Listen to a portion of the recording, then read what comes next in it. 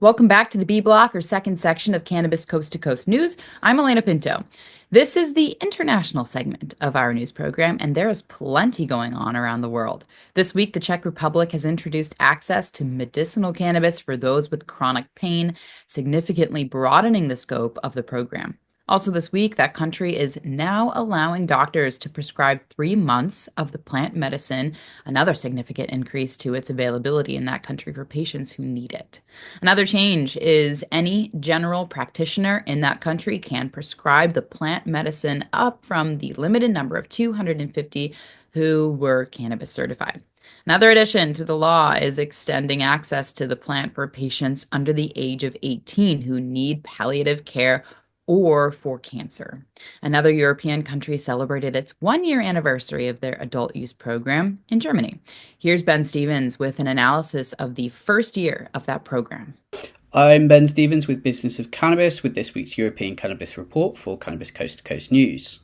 On April the 1st, Germany's pioneering Cannabis Control Bill, also known as CanG, which made it legal for adults to legally possess, consume and cultivate cannabis in their own homes, officially celebrated its first birthday.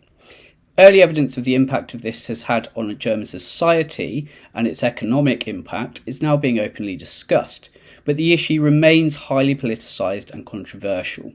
According to the German Cannabis Business Association, in 2024, some 300 million was invested in Germany's cannabis industry, with some 240 million of that going towards its booming medical cannabis market. Furthermore, they suggest that the German cannabis industry is expected to generate revenues of around 1 billion euros this year. While this has clearly helped cannabis businesses, the Federal Association of Pharmaceutical Cannabinoid Companies, the BBC, argues that it has also benefited patient care in the country. According to the latest figures from Prohibition Partners, as of March 2025, around 500 applications for cannabis cultivation associations, which allow for the non-profit growth and distribution of recreational cannabis, have been submitted, with roughly 190 receiving permits to date. One of the key arguments for the establishment of CanG was that it would reduce crime, curb the black market, and free up time for the judiciary and law enforcement to focus on more serious crimes. Whether this has been achieved in its first year is open to interpretation. According to Spiegel, in the months since partial legalization, approximately 100,000 criminal proceedings have been avoided. Drug-related crime in Germany also fell by around a third in 2024, alongside a 1.7% decline in crime overall. However, the Interior Ministry refutes this assessment, stating that there is no evidence partial legalization has curbed the illegal market or reduced demand in any way. Meanwhile, the Deputy Federal Chairman of the German Police Union said that partial legalization of cannabis has, on balance, not led to any reduction in the police's workload. There is a significant need for training, he said, further education and investment. So, while CanG has clearly had a major impact on the country, whether this is good or bad really depends on who you ask. That's all for this week's European Cannabis Report. I'm Ben Stevens with Business of Cannabis, reporting for Cannabis Coast to Coast News. This is Debi Facey with the Canadian Coast to Coast Cannabis News Report. So what we have in Canada this week is the court has dismissed the argument about the cannabis seeds under the Cannabis Act. This is something that many people have been trying to really figure out, especially due to the fact of hemp and cannabis being segregated separately. The federal court has dismissed the claim regarding the legal classification of cannabis seeds seized by the CBSA. The court has emphasized that the Cannabis Act does not differentiate between cannabis seeds and hemp seeds, which is something that is very important since they both originate from the cannabis plant. And what we next have is Tilray moving their Jean Guy, which is their staple strain, over to Montreal, Mason Angers, Quebec, in order to create a more committed strategic plan when it comes to Quebecians and for their new launch within mid-April. This is Debi Facey with the Canadian Coast to Coast Cannabis News Report. Peace. Back here in the States, the state of Oregon continues to struggle with crime and regulatory concerns over the testing of products. Here's Marianne Cursetjee with the Oregon Report. I'm Marianne from Alibi with the Oregon Cannabis Report for Cannabis Coast to Coast News. Two stories out of Oregon this week. The first is that after spending over $46 million to reduce unlicensed cannabis operations, the state has finally admitted that they don't know if it has worked at all. There is no insight into what the regulated market is in Oregon.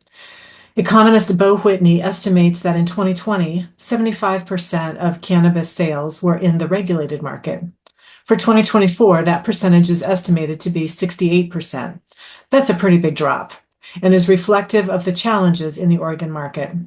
Some discussions amongst regulators include asking the question of how much money would have to be spent to make a dent in the unregulated market. It would be interesting to consider what redirecting that funding to regulated operators would do instead. This might be a much better use of taxpayer funds. Also this week, the crime spree continues unchecked as law enforcement are largely silent and unresponsive to the rash of robberies and burglaries. More than a dozen operators have been broken into in the last few weeks. These have mostly occurred at night and no arrests have been made. This is just one more challenge to operators in Oregon.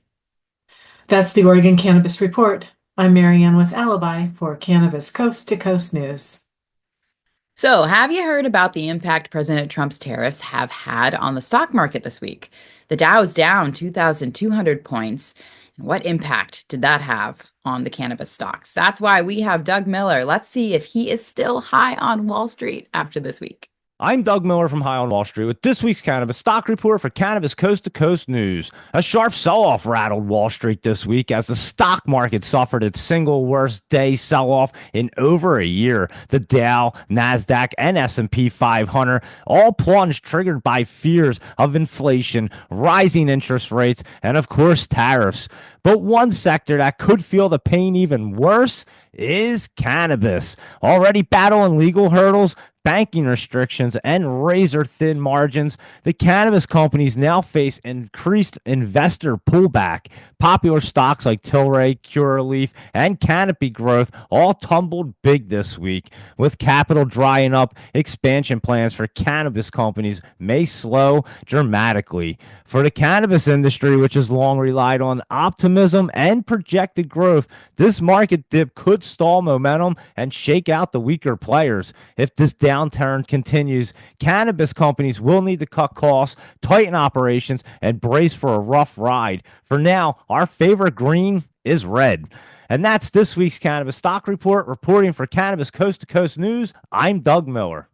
There's actually some good news in Ohio this week as the House there successfully countered the Senate's version of reforms that would have significantly reversed many of the gains from the ballot initiative from a year ago. One of the major lobbyists in Ohio is Tim Johnson, who is ecstatic about the changes to the original Senate bill that had criminalized many of the laws that were approved by the citizens of Ohio at the ballot box 2 years ago. PCM TV founder Jimmy Young talked with Tim this past week. I think what's going to happen is, okay, we'll talk about House Bill 160. It's the new steering mechanism for what was Senate Bill 56. This will become the new steering mechanism. Originally, it was kind of a layover, almost a copy and paste. But what they did was it was more of a deceptive type layover where they just said, okay, we'll give the home grow, give you back your 12 plants, and we'll let the level 2, level 1s expand to their larger square footage, canopy space, whatever. But after the meeting on Wednesday, fielding the sponsor, Representative Stewart, fielded questions from both sides of the aisle. Very interesting questions from both sides of the aisle. The one I think that's most important is the addressing the mandatory sentencing and the criminal enhancement penalties. In other words, rather than legalizing, the way the bills were reading was to criminalize. And that's not what legalization is about. It's about decriminalizing. And that didn't happen. So I think that after Wednesday's meeting, We're going to see a lot of that language come out of there, be refined, such as the sharing a joint or possession in a car, and you go to jail automatically, and these paired drivings and so forth. First time offense is a misdemeanor. Second time's a felony if you got a possession license. So I think a lot of that criminal stuff is what we've been complaining about. That's going to come out. Hopefully, we'll see some positive changes as well for sustainable business models to come out of it as well. That's something that we're working hard on. So I think there's some betterment coming. Once we get back in and they hear some more testimonies and they hear the reality and truth of, from the cannabis community. I don't know how much support we're going to get from the industry, but the community's there anyways fighting for it. Why isn't the industry supporting this? Because they are more concerned about making the money than doing the right thing, or what? I think they're more concerned about control and actually a monopolistic model for Ohio.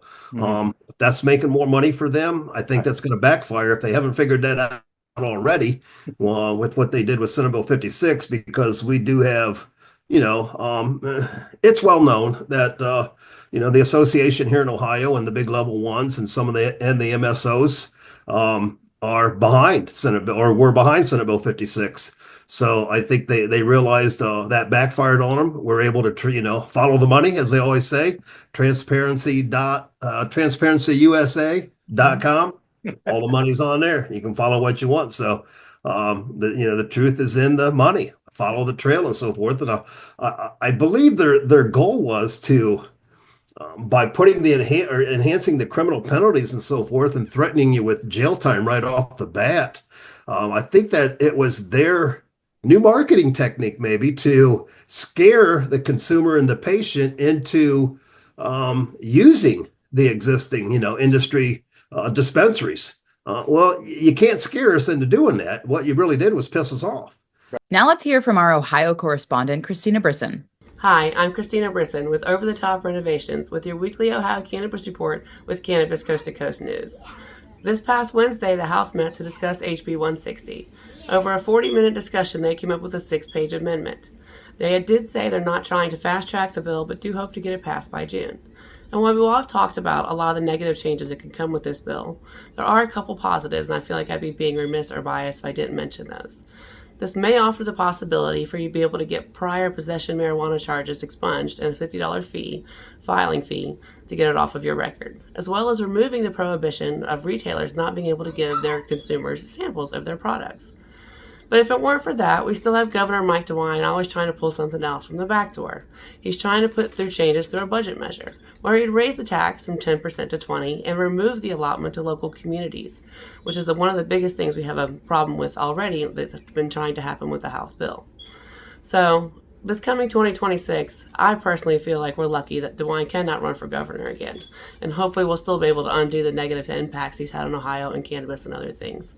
That is your weekly Ohio Cannabis Report. I am Christina Brisson with Over the Top Renovations and Cannabis Coast to Coast News. The Supreme Court ruled 5-4 in favor of a trucker who was fired after failing a drug test, even though the trucker bought CBD product and was assured that there was no THC in that product. Doug Horn had been a commercial truck driver for 13 years and was assured the product he bought was THC free. It may have been free on THC on some tests, but when his employer issued a drug test, he failed. He brought suit, lost initially, but won on appeal, and that ended up in the Supreme Court, where now Doug Horn will be awarded triple damages. The Smart and Safe Florida group that led the way to trying to get adult use passed at the ballot box is still out there, but now they will be a few dollars short. The Florida Election Commission is fining Smart and Safe Florida just over $120,000 for missing a deadline on one of their signature campaigns.